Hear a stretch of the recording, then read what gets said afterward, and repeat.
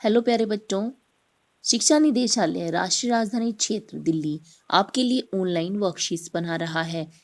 आज की वर्कशीट है क्लास 8 के लिए, सब्जेक्ट है साइंस, वर्कशीट नंबर 42। इसमें हम बल तथा दाब के बारे में पढ़ेंगे। चलिए बच्चों शुरू करते हैं। यहाँ पर एक बच्चा दिया है जिसके दिमाग में प्रश्न आ रहे हैं। आइए देखें क्या प्रश्न है। किसी वस्तु को हिलाने के लिए हम क्या करते हैं? हम एक चलती हुई वस्तु को कैसे रोक सकते हैं? बच्चों, अगर हमारे सामने कोई वस्तु रखी है और हम उसे हिलाना चाहते हैं तो हम क्या करेंगे? आप कहेंगे हम उसे टच करेंगे, हम उसको धक्का देंगे, हम उसको किक करेंगे और इस तरह से वह अपनी जगह से हिल जाएगी। ही है, मान लो कोई बॉल आ रही है या कोई खिलौना है तो उसको आप कैसे रोकेंगे? हम अपनी तरफ से एक बल लगाएंगे जिससे कि वह वस्तु रुक जाएगी। दैनिक जीवन में हम वस्तुओं को धक्का देकर चलाते हैं। हम वस्तुओं को रोकते हैं या बल लगाकर वस्तुओं की दिशा या आकार बदलते हैं। किसी भी वस्तु को चलाने के लिए उस पर बल की आवश्यकता होती है। इसी प्रकार चलती हुई वस्तु को रोकने के लिए भी बल आवश्यक होता है। किसी वस्तु पर लगने वाला धक्का या खिंचाव को हम बल कहते हैं। यहाँ पर चित्र के दिया गया है जिसमें एक क्रिकेटर आती हुई बॉल को बल्ले की मदद से टक्कर मारता है और जिस दिशा से आ रही है उससे दूसरी दिशा में भेज देता है। इस प्रकार वह गतिशील वस्तु की दिशा बदलता है और इसके लिए उसे अपना बल लगाना पड़ता है। एक रुकी हुई वस्तु को चलाने का चित्र भी दिया गया है। यहाँ पर एक आदमी एक ठेले को चला रहा है।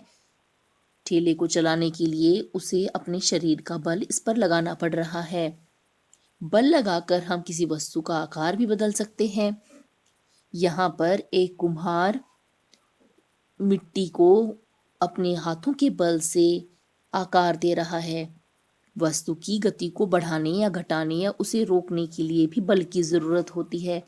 जैसा कि यहाँ चित्र में यह बच्चा साइकिल को चलाने के लिए पैरों से बल लगा रहा है और जब इसे साइकिल रोकनी होगी तो यह हाथों से ब्रेक का बल लगाएगा और उससे साइकिल रुक जाएगी। इस प्रकार बल के अनेक प्रभाव हैं। यह वस्तु के आकार को बदलता है, गतिशील वस्तु की दिशा बदल देता है, रुकी हुई वस्तु को चलाने में मदद करता है, वस्तु की गति को बढ़ाने, घटाने या उसे रोकने में भी मदद करता है। अब यहाँ पर एक टेबल दिया है और प्रश्न दिए हैं। चलिए करते हैं। स्वयं को जांचिए, बल क्या है? किसी वस्तु पर लगने वाले धक्के या खिंचाव को हम बल कहते हैं।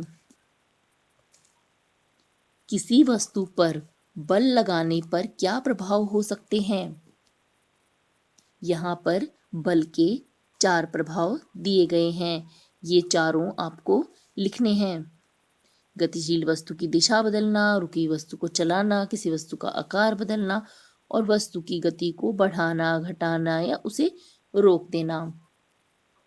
प्रश्न 3 है, निम्नलिखित क्रियाओं को धक्का या खिंचाव में वर्गीकृत करें और उपयुक्त बॉक्स में सही निशान लगाएं। यहाँ पर बहुत सारी स्थितियां दी गई हैं। इन स्थितियों को हमने धक्का या खिंचाव किसकी मदद से यह कार्य होता है उसमें इसको कैटेगराइज करना है। गेंद को पैरों से मारना, इसमें हमने क्या किया है? हमने धक्का दिया है। सामान से लदी हुई गाड़ी ले जाना, इसमें भी धक्का दिया है। लोहे के पिन का चुंबक की ओर आकर्षित होना, यहाँ पर यह आपस में खिंचाव महसूस करेंगे। दरवाजे को बंद करना, यह भी धक्का देके किया जाता है। कुएं से बाल्टी में पानी निकालना खिंचाव द्वारा किया जाता है। पत्थर फेंकना, तेजी से धक्का देकर। किसी चीज को दूर भेजने के लिए हमें धक्का देना पड़ता है और खिंचाव के लिए हमें बल अपनी दिशा में लगाना पड़ता है। दैनिक जीवन से कुछ उदाहरण दें जहां बल किसी वस्तु का आकार बदलता है। यहाँ पर आपको इसी प्रकार के उदाहरण देने हैं पर वस्तु का आकार बदल जाना चाहिए। इसका पहला उदाहरण है गुब्बारे को दबाना। गुब्बारे को जब हम दबाते हैं तो क्या होता है, गुब्बारे का आकार बदल जाता है। इसी प्रकार तकिए को दबाना